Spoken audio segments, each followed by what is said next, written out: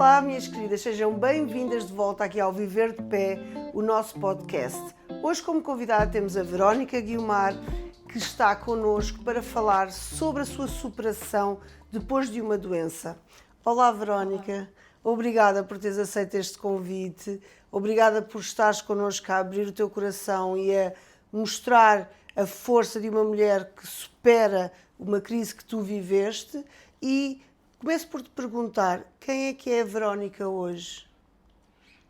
Verónica hoje é uma pessoa completamente diferente daquilo que era quando aconteceu a doença que eu tive.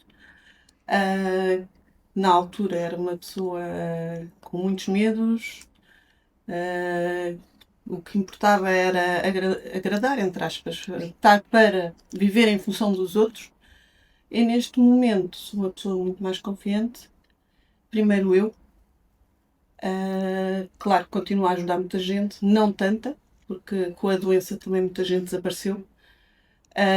Ou seja, na prática também deu para ver quem são realmente as pessoas que de facto importam. E para essas eu estou, as outras não tanto. Sou muito mais confiante, penso no meu bem-estar primeiro e não me entrego à derrota, basicamente, porque não pode ser. Não dá. E tu achas que para muitas mulheres, às vezes, quando descobrem que têm uma doença, quando fazem essa descoberta, tu achas que não é fácil começar logo a ter a disposição de estarem bem? Como é que foi quando tu recebeste a doença? Quem era a Verónica antes de saberes do diagnóstico? A Verónica tinha acabado de se separar na altura e a mim ninguém me tira da cabeça que foi esse processo que levou à doença. Vivi basicamente uns anos a pensar se eu devia fazer separar-me ou não, porque lá está, toda a gente me dizia, pensa nos teus filhos, os teus filhos são pequenos e acho que muitas das mulheres se prendem às vezes a uma relação precisamente por causa dos filhos e pelo que vão dizer. E isso é tudo muito bonito, mas depois na prática a pessoa anda ali, no meu caso ainda foi uns anos, a passar mal, a ouvir coisas que não gosta, a sentir coisas que não gosta e de certa forma chega a um ponto que não dá mais. Quando isso aconteceu e eu não sabia muito bem o que é que havia de fazer da minha vida, não é? Porque na prática éramos um casal, para as contas, não é? Para pagarmos as contas era sempre a dois e eu de repente, sozinha, com dois filhos, a não ganhar assim nada de extraordinário, comecei a fazer contas à vida. Por sorte, ainda as casas não estavam ao preço que estão hoje, porque tem medo. Separei-me, é verdade, comecei por me separar, ainda tive 2 anos na casa. Depois disso, então tivemos que vender a casa e foi aí que, na altura em que eu estava a mudar de casa, portanto, o que eu tive foi cancro de mama. Na altura fui viver para a casa do meu irmão enquanto não se fazia a mudança completa, ou seja, eu tinha tudo quanto era da minha casa em casa do meu irmão, que estava montada, não é? Uma casa pequena, portanto era uma única casa de banho, era um corrupio, isto para dizer que, como era tudo muito à pressa, sinceramente a questão do toque, aquelas coisas que nós mulheres sabemos que temos que fazer e que eu sempre tive muito cuidado, passou um bocado, houve ali 2 ou 3 meses que, quando finalmente fiquei sozinha na casa, na palpação, senti que alguma coisa não estava bem. Fui ao médico, o médico na altura disse que era coisas da minha cabeça. Ainda assim fiz mamografia, fiz ecografia, não acusava nada. Voltei ao médico, disse isto não é normal, porque o que eu tinha basicamente era um sabonete dentro da minha mama e toda a gente dizia que eu era maluca. Não podia ser porque os exames não acusavam nada. Passado um mês ou dois, houve uma diferença completa da mama, não é? Portanto, a mama subiu metade para cima, a outra metade, uns peles caídas, e eu aí voltei ao médico, aflita, não é? Disse, Claro. olha, se não vai-me continuar a dizer que eu sou hipocondríaca, então vamos estar mal porque alguma coisa aqui não está bem. Foi então que se assustaram, foi então que começaram a dar crédito, e aí fui fazer outro tipo de exames e pronto. Com isto tudo, tive ali 2 ou 3 meses que deu para me preparar para o pior. Claro. Depois, analisando a minha vida para trás nunca foi fácil. Sustento-me desde os 16 anos, porque, enfim, não vale a pena vir aqui para o assunto. Portanto, eu acho que, de certa forma, também me preparou todos os percalços que eu tive antes para saber que comigo tem que ser sempre bola para a frente e vamos embora. Não estava à espera de um dia ter uma coisa destas, não é? Ainda para mais quando eu estava a ver, supostamente a vender saúde, não é? Porque os exames estava tudo bem, tudo muito bem. E na verdade eu sentia-me bem, não tive aqueles indícios de perda de peso, não tive nada de nada. Veio coincidir, portanto, com a altura do Covid. Portanto, na semana em que entramos em confinamento foi o meu primeiro tratamento. Isto para dizer que, ou seja, tudo aquilo que eu passei da minha separação, eu acho que foi na altura em que eu comecei finalmente a relaxar e pronto, e agora é cada um por si, não é? Não sei se teve a ver, se é coisas também da minha cabeça, pode ser que seja. Mas aquele meu relaxamento e finalmente estou sossegada foi a altura em que realmente veio a notícia. Eu ia com a minha irmã, ainda eu é que dei suporte à minha irmã, e basicamente nessa altura fui eu sempre que andava a dar suporte a toda a gente. E eu, isto não é nada, embora o médico me tivesse dito que o tamanho que era, que afinal não era nada, mas eram 5 centímetros e que estava num estádio muito avançado e a galopar dia para dia. Se calhar se fosse uma coisa mais pequena, se calhar não tinha tanta força, para ser muito franca. Eu acho que acabou por vamos para a frente e vamos lutar e vou superar. O médico disse que sim, que da mama para as mulheres ainda assim de todos ainda é o menos mau, mas a cara que ele fez eu não esqueço, não é? Que percebi perfeitamente que havia um grande risco de não conseguir. Pois, basicamente foi força, força, força, não me vou deixar ir abaixo. Portanto, passei o Covid todo sozinha. Os meus filhos, só tive tempo de dar a notícia aos meus filhos, que na altura ainda eram pequenitos. Fiz um grande teatro para os miúdos, não é? Cheguei a casa toda animada, a dizer, olha, eu costumo vos cortar o cabelo e vocês queixam-se, hoje têm autorização para se vingar. Ai mãe, não estou a cortar o cabelo. Ainda começaram a achar muita piada, mas depois quando foi a altura do rapar, aquilo começou a descamar um bocadinho. E disse-lhes só, pronto, olha, isto pode acontecer muita coisa, hei de ser operada, mas está tudo bem, é só tomar uns comprimidinhos, uns tratamentos e vai tudo correr bem. Eu chegava à casa, por acaso, os tratamentos a mim davam-me energia, eu não conseguia dormir, então dormia 1 a 2 horas por dia, não conseguia, não tinha sono, portanto saía dos tratamentos e ia pintar paredes, ia para o ginásio, que depois vim a saber que o facto de, pronto, também me ajudou, que as pessoas quando fazem tratamentos têm a tendência a parar. Sim. E a dormir, Má a disposição. descansar e tudo mais. É precisamente isso que deixa que as pessoas ainda fiquem pior. Por sorte, não é? Eu, como não conseguia dormir, ia para o ginásio e passei menos mal em tudo. E depois só depois é que percebi que afinal estava inocentemente, não é? Estava a contribuir para o meu bem-estar. Pronto, e passou-se e fiz a operação. Foi uma mastectomia da mama completa.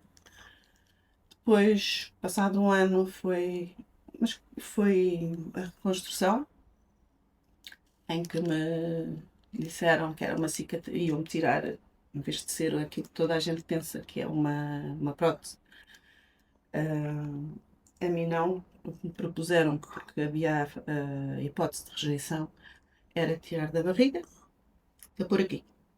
Uma cicatriz, quando acordei, tenho uma cicatriz, parece que fui dentada por um tubarão. Desatei-me um choro, porque supostamente iam tirar só um bocadinho, quando acordei, afinal tiraram tudo. Mas pronto, estava feito, não se podia fazer mais nada. E fiz quimio, fiz rádio, entrei em menopausa do dia para a noite e continuo a tomar medicação para estar em menopausa, basicamente. Portanto, tudo aquilo que as mulheres têm com a menopausa, eu tive da noite para o dia. E pronto, e cá estou, e passou-se, superou-se. E então, durante a tua história, houve uma frase que ficou na minha cabeça e que quero muito te perguntar, porque eu também já conversei com várias mulheres e penso que é unânime essa sensação dentro do coração que as emoções que nós engolimos, as frases que nós não dizemos, as sensações que nós queremos, as discussões que evitamos e tudo o que na vida nos faz ter paz, entre aspas, tudo aquilo que nós metemos para dentro, um dia o nosso corpo vai deitar para fora. És de acordo? Sou. Eu posso dizer, eu tive dos 18 aos 46, salvo erro, se não me falha a memória, que estava com aquela pessoa. Assim, não vou dizer que foi sempre uma guerra, não. Mas quando os miúdos nasceram, a realidade mudou completamente e houve muitas coisas, chorei muito. Não ia dormir, para que não se visse. Nunca tivemos uma discussão. Embora a minha cabeça tivesse a dizer mil e uma coisas, nunca houve uma discussão. Os meus filhos nunca assistiram a nada. Mas lá está, era metido para dentro. Quando muitas vezes à parte dizia não gostei, não me voltes a fazer. Mas sempre com muita calma, que era para não haver discussões, para não haver nada. Engolindo sal, basicamente. Não faz bem. E então, algo que tu tiras daí, que era a minha próxima abordagem contigo, que era que mulher o cancro transformou? Em que, Verónica, é que tu te transformaste? Vens-me dizer isso mesmo, que a pessoa que engolia as emoções, a pessoa que não queria discutir, a pessoa que não queria arranjar conflitos, a pessoa que tentou fazer tudo para viver em paz, no fundo, é a pessoa que depois de passar por uma doença percebe que não quer voltar a esse ponto. Sim, eu depois ainda em tratamentos, como se não bastasse tudo o que estava para trás, o sítio onde eu trabalhava, portanto, abriu falência, fui para o desemprego. Fui para o desemprego e fui dar com uma realidade que eu até aqui não tinha. Toda a vida tinha trabalhado naquela firma, que é perto dos 50 na altura, agora já estou com 52. Ninguém quer empregar uma pessoa da minha idade. Bom, e por muita experiência que se tenha e que tenha vivido uma vida inteira a trabalhar na altura em recursos humanos, mas a idade. Portanto, chegou uma altura que eu pensei, aí é que o pouco que me tinham para oferecer era sempre o ordenado mínimo. E eu pensei, das duas, uma, ou continuo a batalhar para ir para a mesma coisa dentro daquilo que eu sempre fiz para ganhar o ordenado mínimo, ou vou ganhar o ordenado mínimo a fazer o que gosto e que nunca fiz. E foi o caso. Portanto, andei a concorrer a tudo quanto era concursos públicos para ir lidar com miúdos. Na prática, toda a gente me dizia que não tem experiência e já tem uma certa idade. Comecei a ouvir outra vez a mesma coisa. Com a agravante que eu tinha por hábito, na minha inocência, às vezes não se deve contar tudo, que eu dizia, olha, passei por esta etapa da minha vida, mas está tudo bem, só tenho que fazer consultas de rotina normalmente, 6 em 6 meses, que é os exames, um exame e a consulta. Se Deus quiser, vai continuar tudo bem, portanto, não vou faltar mais do que isso. Assim que ouviam, via-se nitidamente na cara da pessoa, pronto, estou excluído. Portanto, também foi uma aprendizagem a não dizer mais nada. Não tenho, as pessoas também não precisam de saber. No sítio onde eu estou, algumas já vão sabendo, mas já lá estou. Já lá estou e consigo, no meio disto tudo. O meu medo era ter que faltar 1 a 2 vezes por ano, não é? Sou das que falta menos. Portanto, e mesmo assim consigo fazer quase sempre, como saio cedo, consigo fazer as consultas após, portanto, nem se dão conta, a maior parte das vezes. A Verónica de hoje, é assim, eu sempre fui muito dada a toda a gente. Fui. Aprendi um bocado a preservar-me, não temos que ser dadas. Eu acho que isso também vem de trás problemas com os meus pais, seja, na prática, eu acho que eu vivi uma vida inteira a tentar agradar as pessoas, a ter como é que eu ia dizer, alguém do meu lado, alguém que gostasse de mim. Agora, a Verónica não é assim. A Verónica é assim. Passou a ser aquela pessoa que, sim senhora, falo, sou simpática, como sempre fui. Passei a ser mais animada, que eu era um bocado sisuda. Brinco muito, gosto muito de brincar, gosto muito de dançar. Aproveito muito mais o tempo que tenho em função daquilo que eu gosto de fazer. E sou dada basicamente às pessoas que realmente vale a pena e que estiveram comigo nessa altura. Claro que se vamos conhecendo outras pessoas, falta-me mudar um bocadinho o padrão, deixar que homens não vale a pena. Eu acredito que deve haver aí um, eventualmente, mas para já não penso nisso, porque sinceramente, na altura, acho que vivi muitos anos a pensar que seria de mim sem Sem ter alguém, namorado, sim. sem ter alguém. Neste momento, eu gosto tanto de estar sozinha em casa. Gosto tanto de não ter que dar satisfação, fazer o que quero. E basicamente é isso. E é viciante. É viciante. É viciante. Às vezes anda a ter connosco, não sei o quê. Tem alturas que, não, estou aqui tão sossegadinha, já estou aqui no sofazinho, uma coisa assim. Não. E pronto, era também costume meu ser aquela pessoa que tinha que ter a casa sempre arrumada, limpinha, e entrava em stress até nisso, só porque hoje está tudo cheio de pó. Agora não, chamem-me o que quiserem, acho que a vida é um sopro. E o que eu quero levar é memórias, é aquilo que gozei e sinceramente às vezes a limpeza da casa ou as compras Epá, isso vem depois. E acho que sim, acho que eu nunca passei por uma doença grave, mas já lidei com algumas pessoas. A minha melhor amiga faleceu em dezembro de 2021, como nós já tínhamos conversado, e eu penso que essa tua força, a força da maneira como tu recebes a notícia, como tu decides lutar, como tu decides avançar na vida, não é que preveja, não é que dite o final do tratamento, mas eu acho que é 70%, sim, 70% da cura. Eu, o tempo que tive, assim, eu fui seguida em Santa Maria, não posso dizer que acho que pronto, correu tudo bem.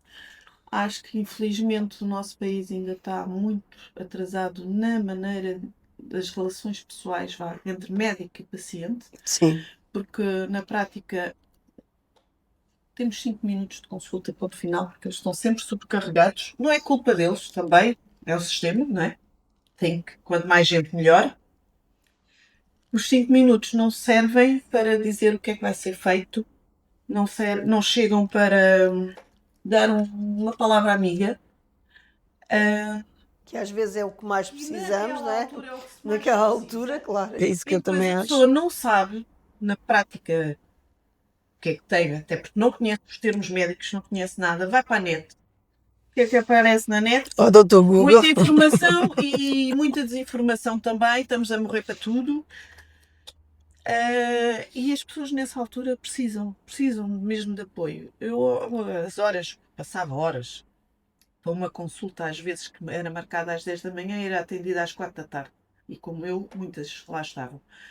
Depois começa o tu, não é? Começam a falar umas com as outras e, no fundo, nós é que nos estamos a encorajar A umas às apoiar. outras. Depois dá perfeitamente para ver que há aquelas que, sim, vamos embora, isto agora é lutar e pronto, e não há nada a fazer, os médicos é que sabem, é verdade, os médicos é que sabem. E depois havia as outras muito derrotadas, e o que é que vai ser de mim? Ai, minha mamãe. Ai, agora isto, eu não vou conseguir, eu não vou conseguir. Daquilo que eu presenciei e passei a dar-me com muitas, é assim, todas aquelas que estavam com o espírito de vamos embora, vamos lutar, isto não há de ser nada, ainda nos havemos de rir disto e vamos tirar coisas positivas, sobreviveram todas. Sobreviveram todas. Pode ser coincidência, mas eu acho que Eu não acho que seja, mas a mente ajuda muito. eu acho que é em tudo na vida, mas faça uma doença, eu acho que a maneira como tu, a mensagem que tu passas à tua cabeça, à tua mente, ao teu coração e ao teu corpo, são imprescindíveis para, tanto para a maneira como tu vais lutar ao dia a dia, como para o teu corpo perceber que é uma fase, que é algo que estás a passar e que vais superar. Se tu já estás a dizer ao teu corpo que não és capaz, que não vais conseguir superar, que só contigo é que acontece, que etc, etc, todas as partes negativas, o teu corpo vai-te defender e vai defender um bocadinho a tua teoria. Eu pus na altura como imposição, basicamente, para controlar um bocadinho a mente e não me deixar ir abaixo, foi tudo o que tu querias ter feito na vida, há uma coisa, duas neste caso, que não fizeste. Uma é ir à Escócia, que ainda não fui. A outra é ir para a faculdade. Neste momento não fiz nenhuma das duas. A faculdade está a esperar um bocadinho porque tenho dois filhos, não é? E não dá para sustentar dois na faculdade, porque senão já teria ido. Mas eles acabando, eu tenciono ir para a faculdade. Provavelmente não Fazes vou muito fazer bem, nada com o curso que vou não tirar, faz como eu mal. disse. Era um objetivo que eu tinha desde miúda, mas que nunca fui capaz, porque lá está, sustentava-me a mim própria e não foi fácil. Ah, mas não está descartada. A Escócia também é outra que eu tenho que lá ir. Portanto, foi um dos objetivos em que temos que ultrapassar isto tudo, que ainda faltam estas duas etapas. Não, acho que sim. E Escócia eu acho que é um ótimo objetivo. A faculdade também, claro. Mas a faculdade até acho que é mais um objetivo até para ti que tens uma mente forte e que tu queres lutar por manter a mente forte. Então acho que estudar é das melhores maneiras de mantermos a nossa cabeça sempre em andamento. A nível do trabalho, também é assim, surgindo outra coisa, não é? Convinha para ganhar mais uns trocos, porque está difícil. Gosto muito do que faço, é verdade, mas se calhar eu também não posso ficar por ali, não é? Mas para já estou a gozar, entre aspas, o trabalho que tenho, porque gosto muito dos miúdos.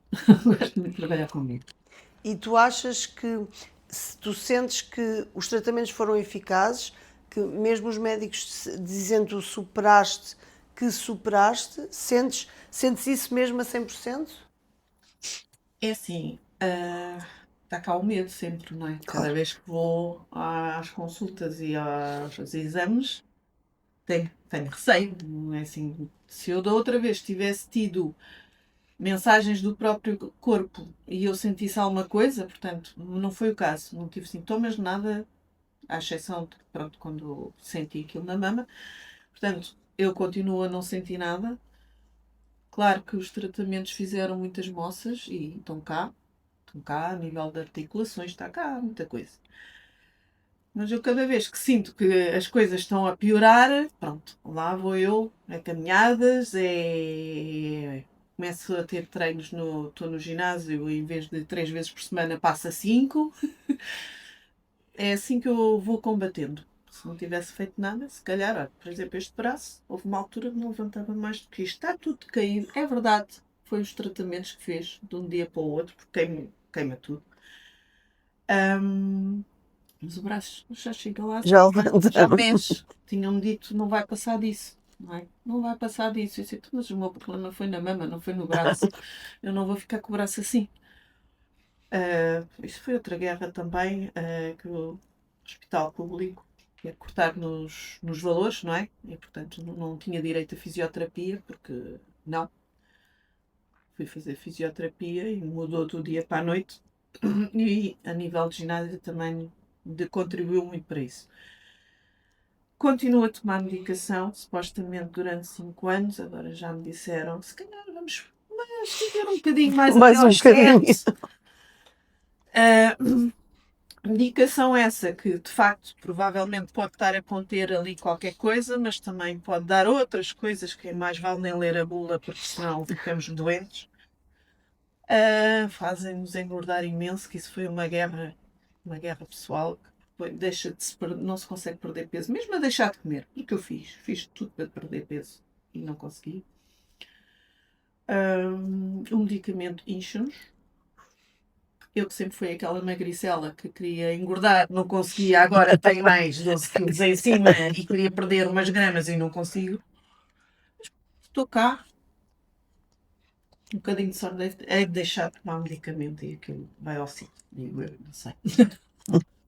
E quais é que são os teus planos para o futuro de vida, carreira, sem ser aqueles 2 sonhos que tu disseste?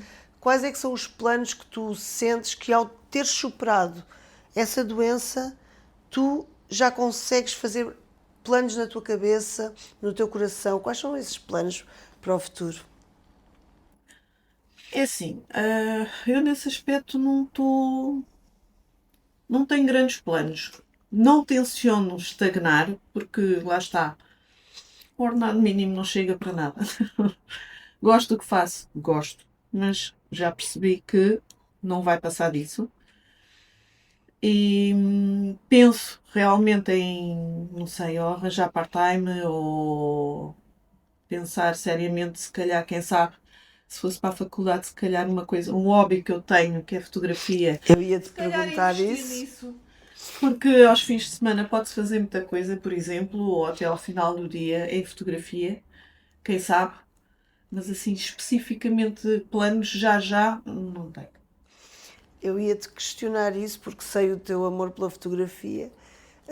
Onde é que fica a fotografia nos teus planos ou não para o A futuro? fotografia foi um escape. Foi um escape. Foi na altura de Covid e não só. Eu pouco saía, lá está, enquanto casada pouco saía, porque tinha sempre os 2 miúdos a meu cargo e estava sempre sozinha, portanto. A fotografia para mim surgiu um bocado como o não pensar, o estar atenta ao que me rodeava e ver, tentar fazer uma coisa engraçada ou. Eu acho que tu fotografas mais do que engraçado. Eu acho que tu tens um olho bem clínico, bem direcionado para a fotografia. Diria que é mais do que o engraçado. Era uma forma às vezes de estar comigo mesma, mas sem pensar nos problemas quando chegasse a casa. Basicamente era o meu escape. E depois comecei a ver algumas coisas. Eu, para quem não tem curso, não tem nada, foi autorrecriação, não é? Depois havia ali umas coisas que eu fazia até engraçadas. Disse, olha, quem vir esta foto há de pensar que, sei lá, que foi feito, ou que. Mas acho que as fotografias às vezes transmitem mensagens. Para quem olha, e quando eu vejo às vezes que as pessoas dizem, é engraçado, eu não sei o que é que estava a passar pela cabeça quando tiraste esta foto, mas eu ao ver esta foto isto transmite-me e dar-me conta que quando eu vi a foto foi precisamente aquilo que me transmitiu a mim e às vezes nem foi com aquela intenção. Acho piada, pronto, não sei explicar, gosto muito de foto. E por que não investires numa carreira de fotógrafa? Porque ainda há a velha Verónica que tem um bocadinho de medo, não é? Penso, assim, lá está. Eu acho que para isso preciso de um bocadinho de autoconfiança e para arranjar essa autoconfiança eu preciso de meter num curso. Pronto. É o que eu preciso também estar a viver disso, ou uma parte, não é? Viver disso e não ter bases, acho que faz falta. Até posso vir a pensar, olha, afinal, se calhar inconscientemente até tinha as coisas e se calhar o curso. Mas eu acredito que o curso dá-nos outra experiência, Sim, outra, não verdade. sei. Falta o curso. Eu acho que falta mais o partires para a ação, Talvez. confiares em Se ti calhar se eu e conhecesse vai. alguém que trabalhasse na área, eu aí se calhar saía de trabalho, olha, deixa-me aprender qualquer coisa, ou como é que faz isto, ou como é que faz aquilo. O facto de eu estar sozinha, vá, em fotografia, também me deixa a pensar que tenho que investir realmente nisso antes de. Claro. Pronto, é um bocado por aí. Não está fora de ideias, porque em princípio. E eu acho que é um mercado, eu falo porque lidamos com isso na empresa diariamente, eu acho que é um tipo de trabalho que está em ascensão, mas em ascensão verdadeira. Eu acho que se tu esperares muito mais tempo e começar a haver muito mais concorrência e muito mais pessoas na área, eu acho que faltam bons fotógrafos, acho que é uma área que tu podias ter um grande crescimento e rápido. Porque eu vejo muitas pessoas a precisarem de fotografia e a precisarem dela rapidamente. Pensa nisso. Verónica, muito obrigada. E este foi mais um episódio do nosso podcast. Qual é que desta conversa, o que é que mais te tocou, o que é que tu mais gostaste? Qual é que foi a parte que te deixou a pensar, talvez na vida, talvez na positividade, talvez naquilo que tu tens que dar à tua mente para que a tua vida realmente siga em frente? E obrigada. Beijinhos e até ao próximo episódio.